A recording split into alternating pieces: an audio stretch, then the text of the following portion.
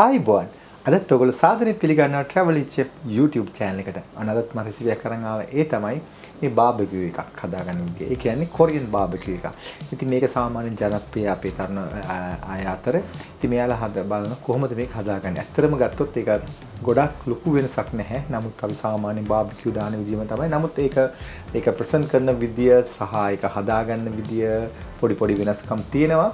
ඒ ළඟට ඒ පාවිච්චි කරන සෝස් වල වෙනත් නම් වලින් තමයි පාවිච්චි කරන්නේ. නමුත් බේසිකලි ඇත්තටම ගත්තොත් ඒ ඔක්කොම එකම විදියට තමයි සිදු වෙන්නේ. නමුත් මම ඔයාලට අද කියලා දෙන්නම් ඒ කොහොමද හදාගන්නේ කියලා. බලමු මේකට අවශ්‍ය මොනවද මේ අමුද්‍රව්‍ය කියලා. ඉතින් මෙතන මේ තියෙන්නේ ඌරු මස් වලින් තමයි අද මම හදන්නේ. ඉතින් ඒකේ මේ බෙලි පාර්ට් එක තමයි මේ තියෙන්නේ. පෝක් බෙලි කියන එක. ඉතින් ඒකෙදි පොඩි යාන්තම් මේ කටු එක පැත්තක් තියෙනවා. නමුත් මේ බහුතරයක් ගත්තොත් මස් තමයි තියෙන්නේ. සහ මේක ෆැට් එක තියෙනවා. ඔයගොල්ලෝ පේනවා ඇති. ඉතින් ඒක මේ වගේ මේ thickness එකට තමයි තියෙන්න ඕන. නමුත් මේට වඩා තව හීනි කරන්නත් පුළුවන්. ගොඩක් ඉක්මනට කුක් කරන්න ඕන නම් තව ටිකක් මේ අපි හීනට කපා ගන්නත් පුළුවන්. ඉතින් මෙතන තියෙනවා ග්‍රෑම් 300ක වගේ ප්‍රමාණයක්. ඊළඟට ඉතින් අවශ්‍ය ප්‍රමාණය ඔයගොල්ලෝ ගන්න පුළුවන්. ඊළඟට මේකෙදි මම පෙන්නන්නේ ගොඩක් මොට අවශ්‍ය ingredients ටික.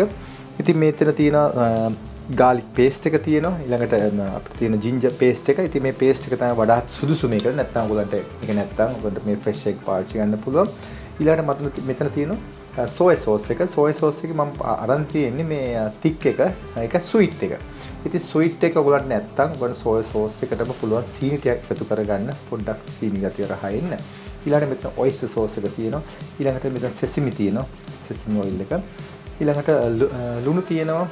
ඊළඟට මට ස්ප්‍රින්ග් අනියන් ටිකක් අවශ්‍ය වෙනවා. ඊළඟට white vinegar එක විනිගර් අවශ්‍ය වෙනවා. ඉතින් මේකෙදි විනිගර් ගත්තොත් ඔයගලන්ට ළඟ තියෙනවා නම් වෙනත් විනිගර් වර්ග පාවිච්චි කරන්න පුළුවන් විනාකිරි. ඊළඟට මෙතන කෑලි මිරිස් ටිකක් තියෙනවා. ඔයගලන්ට කෑලි මිරිස් හෝ ඔයගලන්ට පුළුවන් chili paste ටිකකුත් මේකට අවශ්‍ය විදිහට පාවිච්චි කරන්න. ඉතින් මේක සාමාන්‍යයෙන් මූලික වශයෙන් මෙන්න මේ විදිහට තමයි මේ අපිට ප්‍රධාන අවශ්‍ය වෙන්නේ.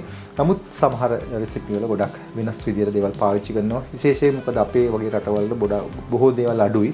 ඉතින් ඒක නිසා තමයි මම මේ ආකාරයෙන් ලේසියෙන් සරලව කියලා දෙන්නේ මේක හදාගන්න විදිය. ඉතින් මේක තමයි අපිට මේ සෝස් එක අපි මෙරිනේට් කරගන්න විදිය. අවසානයේදී මම ඔයාලට පෙන්නන්න මේ කොහොමද ඒක ගානිෂ් කරගන්නේ කියලා. ඉතින් අපිට තියෙන ඉස්සෙල්ලා මෙන්න මේ එකට එකතු කරලා මේ සෝස් එක හදාගන්න. මේකේ ඔක්කොම කරන්න ඕනේ ඔයගලන්ට මේ සියල්ලම එක භාජනයකට මේ විදිහට දාගන්න. ඒ දාගෙන ඉතින් මේකෙදි ඔයාලට මේ සමහරවිට අඩුපාඩුකම් තියෙන පුළුවන් සමහරලාට ඔයගොල්ලන් ගෙදර දේවල් නැති වෙන්න පුළුවන්. ඉතින් ඒකෙදි ඔයාලට තියෙන විදිහේ මෙන්න මේ සෝස් ටික අනිවාර්යයෙන්ම එකතු වෙන්නත් ඕන. මම විශේෂයෙන් මේ sweet soy sauce එක බලන්න ගොඩක් වෙලාවට ලංකාවේ හොයාගන්න බැරුව ඇති. ඒ අයට සාමාන්‍ය සෝස් එක පාවිච්චි කරන්න පුළුවන්. ඒ කියන්නේ soy sauce එක. ඊළඟට ඉඟුරු සුදු ලුණු ටික මේ විදිහට එකතු කරනවා. ඊළඟට කෑලි මිරිස් ටික මම මේ විදිහට එකතු කරනවා. ඊළඟට විනාගිරි ස්වල්පයක් එකතු කරනවා. ඒ වගේම ලුණු අවශ්‍ය ප්‍රමාණය බලලා එකතු කරන්න. ගොඩාක් ලුණු එකතු කරන්න එපා. ලුණු වැඩි වුණොත් ඒක කන්න බැරි වෙනවා. ඊළඟට අපිට මේ sesame oil ටිකක් එකතු කරනවා. ඉතින් මේකට අපිට පාවිච්චි කරන්නේ ගොඩක් වෙලාවට මේ හොඳ sesame oil එක තමයි අපිට අවශ්‍ය වෙන්නේ පාවිච්චියේදී. ඊට මෙන්න මේක මේ විදිහට කවලම් කරනවා. ඔයගොල්ලන් sweet chili තියෙනවා නම් ඒකත් මේ විදිහට පාවිච්චි කරන්න පුළුවන්. chili sauce එක. ඒකත් කිසි ප්‍රශ්නයක් නැහැ. දැන් මේ හොඳ පාටට සුවඳට එන්නත් ඕනේ ඒක.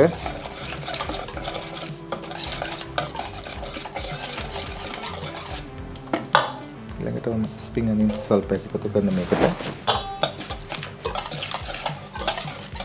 මේක මෙච්චර කවලම් කරගත්තා. ඊට පස්සුව මගේ මේ පෝක් ටික මේ විදිහට දාලා මේක පොඩි වෙලාවක් මැරිනේට් වෙලා තියෙනවා.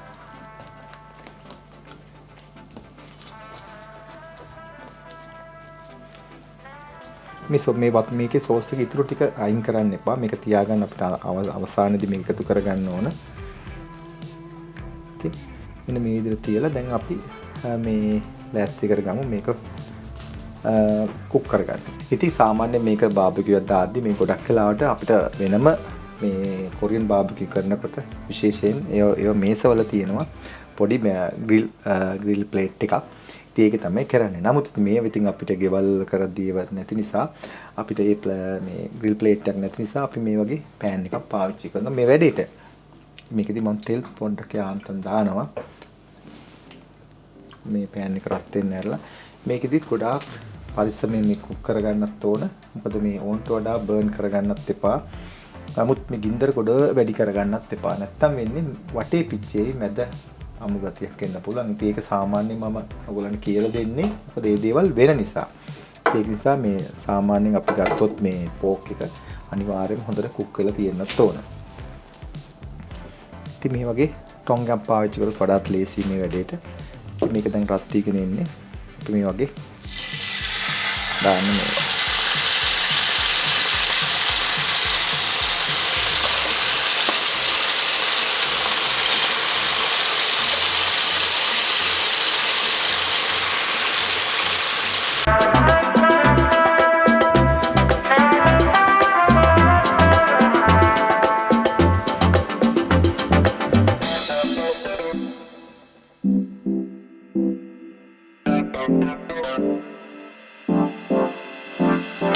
ඉතින් මම මේක අනිත් පැත්තට හැරුවා. මේ වගේ දෙපැත්ත දාලා මේක හොඳට කුක් කරගන්න.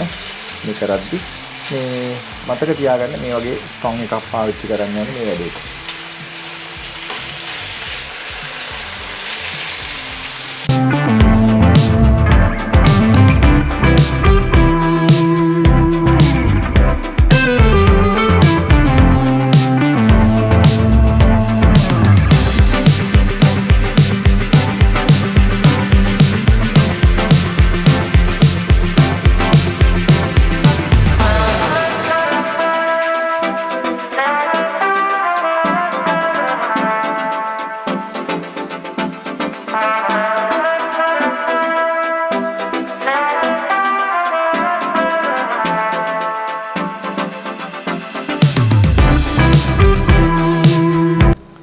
ඉතින් මේ තමයි මම හදාගත්ත මේ කොරියන් බාබකියු ස්ටයිල් එකට හදාගත්ත මේ පෝක් බෙලි එක.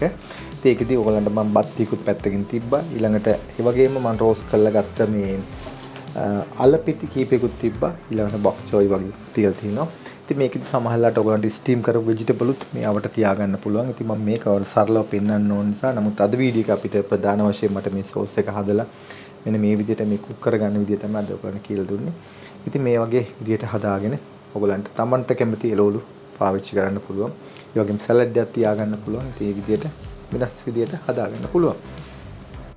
ඔන්න ඔයගොල්ලෝ බලාගත්ත මේ කොහොමද කරන්නේ කියලා මේ පෝක් බෙලි එක බාබකියු විදිහට හදාගෙන.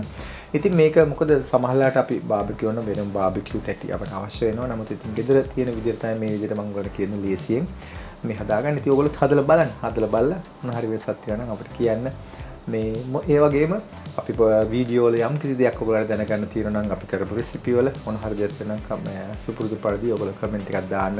මේ travel chef Facebook page එක තියෙනවා, Instagram එක තියෙනවා. ඒ වගේම YouTube එකේ ඔයගොල්ලෝ කමෙන්ට් කරන්න පුළුවන්. ඒ කරලා අපිට තව දිනුමත් කරන්න කොහොමද අපිට ඉදිරියේදී වීඩියෝ වල වෙන්න ඕනේ කියලා. ඉතින් මම හිතනවා අද දවසේ ඔයගොල්ලෝ ගොඩක් දෙයක් ඉගෙන ගන්න ඇති. නැවතත් මෙවැනි අලුත්ම වීඩියෝ එකක් හම්බෙන්න තුරු අදට ගිහින් එන්නම්. ඔබට සුබ දවසක්. ආයිබෝවන්.